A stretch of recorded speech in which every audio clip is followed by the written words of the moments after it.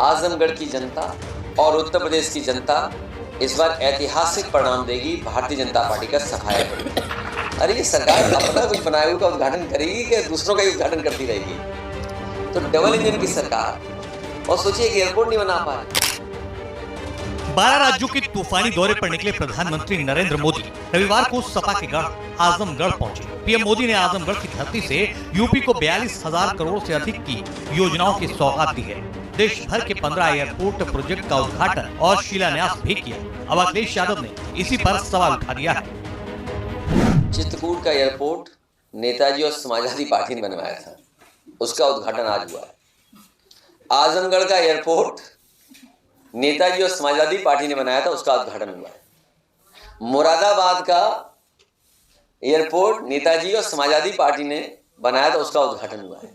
अरे ये सरकार अपना कुछ बनाए हुए का उद्घाटन करेगी कि दूसरों का ही उद्घाटन करती रहेगी?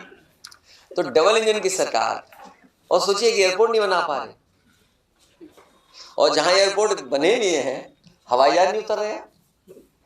एक रसूलाबाद में बनाया था हवाई पट्टी, सरकार बनते ही इन्होंने हवाई जहाज उतार दिया उस पर, और आज वहां बबूल उग गया है। पूरी हवाई पट्टी पे बबूल है।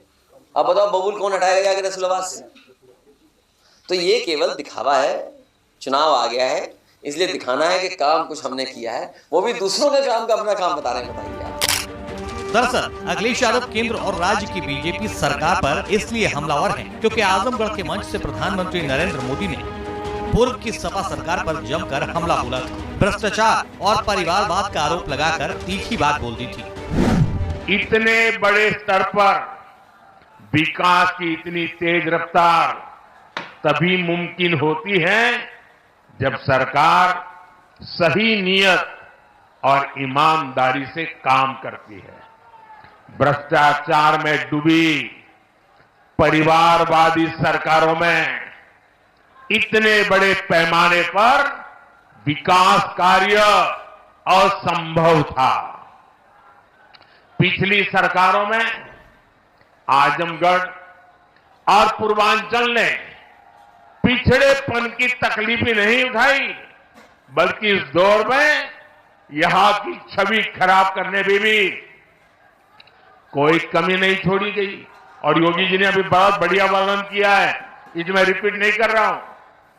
जिस तरह पहले की सरकारों में यहां आतंक को, बाहुबल को संरक्षण दिया गया, वो पूरे देश ने देखा। चुनावी सीजन में आजमगढ़ में पीएम मोदी का पहुंचना सपा को इसलिए भी चुभ रहा है क्योंकि सियासी गलियारों में ये चर्चा है कि अखिलेश यादव 2024 के लोकसभा चुनाव में जिन 2 सीटों से अपनी उम्मीदवारी पेश कर सकते हैं, इनमें आजमगढ़ और कन्नौज का नाम सुर्खियों में। लिहाजा अखिलेश अभी से ये दावा कर रहे हैं कि आजमगढ़ और उत्तर प्रदेश की जनता इस बार ऐतिहासिक परिणाम देगी, भाजपा का सफाया करेगी। आजमगढ़ की जनता और उत्तर प्रदेश की जनता इस बार ऐतिहासिक परिणाम देगी, भारतीय जनता पार्टी का सफाया करेगी। दावों, वादों और जुबानी हमलों का भी तो सिलसिला शुरू हुआ है। चुनावी मौसम शबाब पर आने दीजिए, फिर देखिए नेताओं के तरकश से कैसे कैसे